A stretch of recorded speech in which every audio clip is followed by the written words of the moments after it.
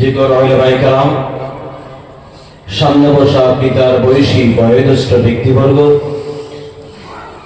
समबयसी युवक बंधु सकल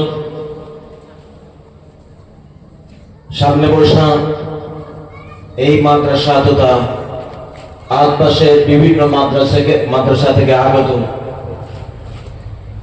কোরআনের পাখিরা মাইকের আওয়াজ যতদূর পর্যন্ত যাইতেছে এলাকার বিভিন্ন গোট থেকে কান পেতে শুনতে থাকা আমার স্নেহশীলা সরল মনা মা ও বোনেরা, ইদানিং কালে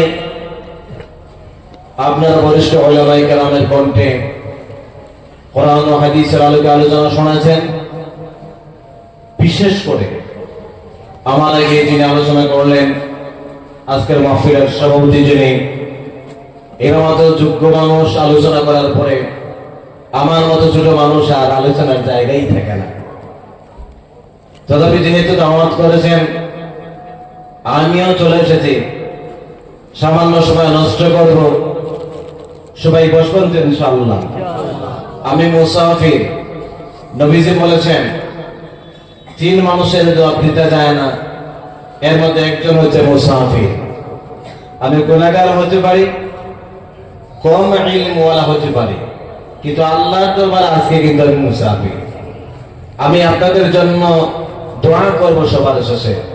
আমার শেষ দোয়া অবধি আপনারা প্রত্যেকে শরীক হয়ে যাবেন তো ইনশাআল্লাহ। কে কে চলে যাবেন একটু হাতটা তুলেন।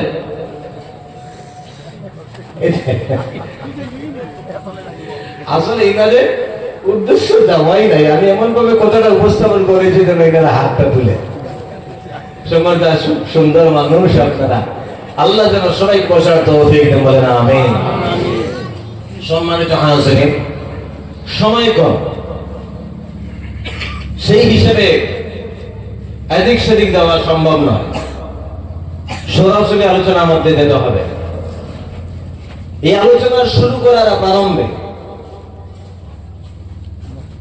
আমি আপনাদের সামনে, যেহেতু এই মাদ্রাসা কোরআনের মাদ্রাসা, হাফিজি মাদ্রাসা, এই মাদ্রাসা সম্পর্কে আমি শুনেছি দক্ষিণ করিমগঞ্জের সর্বপ্রথম হাফিজি মাদ্রাসা ছিল এটা।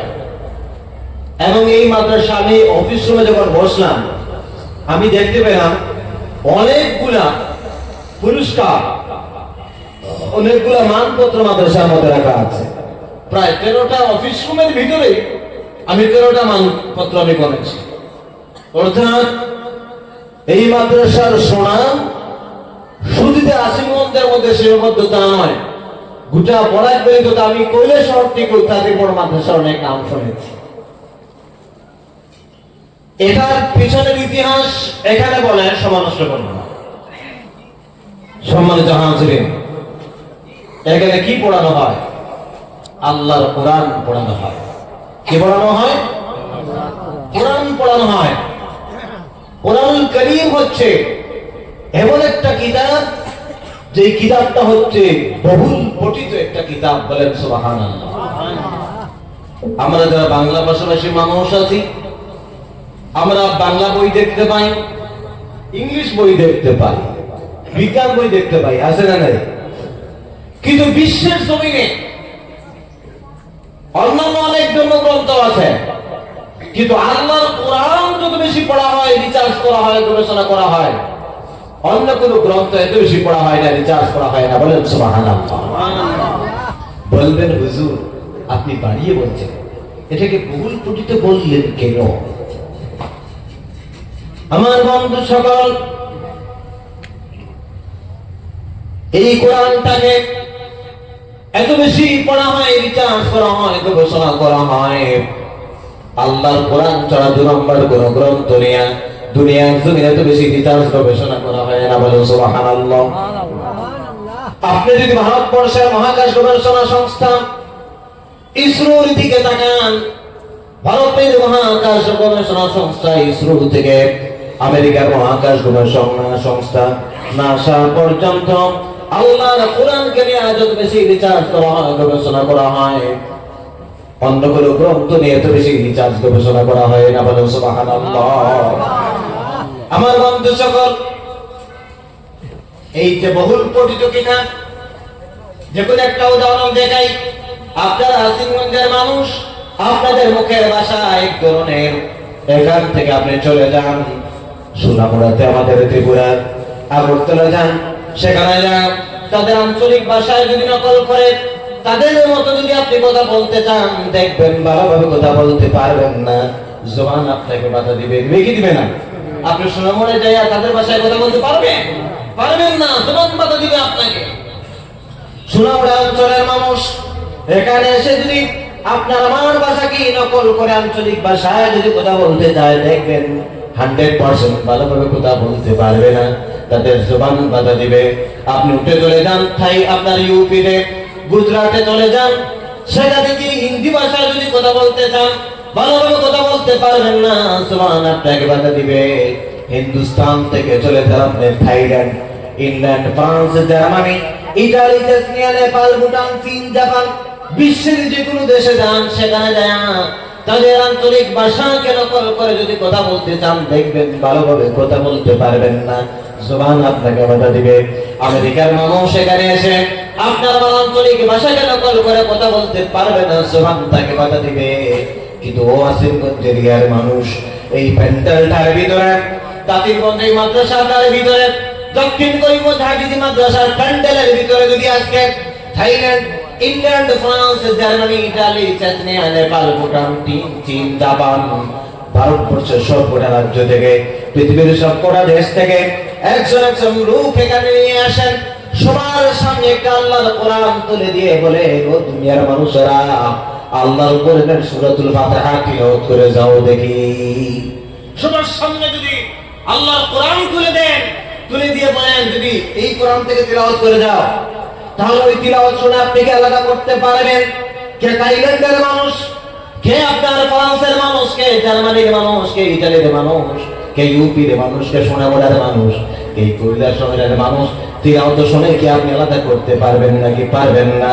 আল্লাহ রাব্বুল আলামিন উনার কোরআন শরীফের মধ্যে এমন একটা মর্যাদা দিয়েছেন, বিশ্বের যে কোনো প্রান্তের মানুষ যদি আল্লাহর কোরআন তিলাওয়াত করে, তার তিলাওয়াত শুনে, কোন বাবার ক্ষমতা নাই যে আলাদা করার সে কোন জায়গার মানুষ, কথা বলেন ঠিক না বেটি?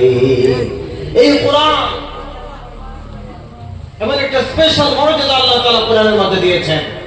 আমার বন্ধু সকল, আমার ভাইয়েরা, একটু গভীরভাবে মনোযোগ দিন। এই আল্লাহর কোরআন হচ্ছে বহুল পঠিত একটা কিতাব। এই কিতাবটার মধ্যে আপনি যা চাইবেন আপনি তা পাবেন, আল্লাহর কোরআন আপনাকে তা দান করবে।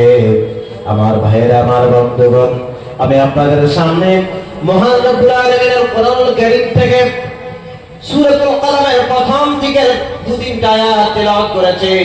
রব্বুল আলামিন ঘোষণা করছেন, নুন ওয়াল কলমি ওয়া মা ইয়াসতুরুনা মা আনতা বিনি'মাতি রাব্বিকা বিমাজনুন ওয়া ইন্নাকা লাআজরান গায়রা মামনুন ওয়া ইন্নাকা লাআলা খুলুকিন আযীম। জুড়ে বলুন আল্লাহু আকবার। আরো জোরে বলুন আল্লাহু আকবার। আল্লাহ রাব্বুল আলামিন এই কোরআনকে আমাদের সামনে দিয়েছেন জ্ঞানের এক ভান্ডার। আল্লাহর কোরআন থেকে যেই ধরনের জ্ঞান আপনি সংগ্রহ করতে চাইবেন, সমস্ত ধরনের জ্ঞান আল্লাহর কোরআন আপনাকে দান করবে। সুবহানাল্লাহ। কোরআনের মধ্যে যদি বিজ্ঞান, খোঁজার বিজ্ঞান আছে, কোরআনের মধ্যে দর্শন আছে, কোরআনের মধ্যে ফিলসফি আছে, কোরআনের মধ্যে সব ধরনের জ্ঞান দিয়েছেন আল্লাহ রাব্বুল আলামিন। সমস্ত ধরনের জ্ঞান পাবে আল্লাহ তাআলা মানুষকে সমস্ত ধরনের জ্ঞান দিয়েছেন, কিন্তু কিছু কিছু জ্ঞান উনি ওনার নিজের কাছে রেখে দিয়েছেন। এর বাস্তব উদাহরণ হচ্ছে কোরআনুল কারীমের মধ্যে বিভিন্ন সূরার প্রথমে কয়েকটা হরফ থাকে। এই হরফকে আমরা আলিম উলামারা বলি হরফে মুকাদ্দামাত নামে। আলাদা আলাদা কিছু অক্ষর থাকে। আপনার হরফে মুকাদ্দামাত নামে আবদি হাক্কাত ওয়া খাফাতিমা এর সংযোগ নাম একসাথে এই 14টা অক্ষর আছে। এই 14টা অক্ষরের অর্থ একমাত্র আল্লাহ জানেন, কেউ জানেন না। বলেন সুবহানাল্লাহ। কি সেটা? আলিফ লাম মিম, আলিফ লাম রা, কাফহা ইয়া আইন সাদ তাসিম মিম ইয়াসিন। ওই শব্দগুলোর অর্থ এমন করে 14টা অক্ষর রয়েছে মুসলমান। এই 14টা অক্ষরের অর্থ একমাত্র আল্লাহ রাব্বুল আলামিন জানেন, আর কেউ জানেন না। বলে সুবহানাল্লাহ। আর কেউ জানে? কেউ জানেন না। সমস্ত জনের জ্ঞান দিলেন আল্লাহ তাআলা। এই জ্ঞানটা উনি ওনার নিজের কাছে রেখে দিয়েছেন, মানুষকে দেন নাই। আমার আল্লাহ ওয়ালা মুসলমানেরা, এই আয়াতগুলোর মধ্যে কি কারণে এই আয়াতগুলো আমি পড়েছি পরে বলবো।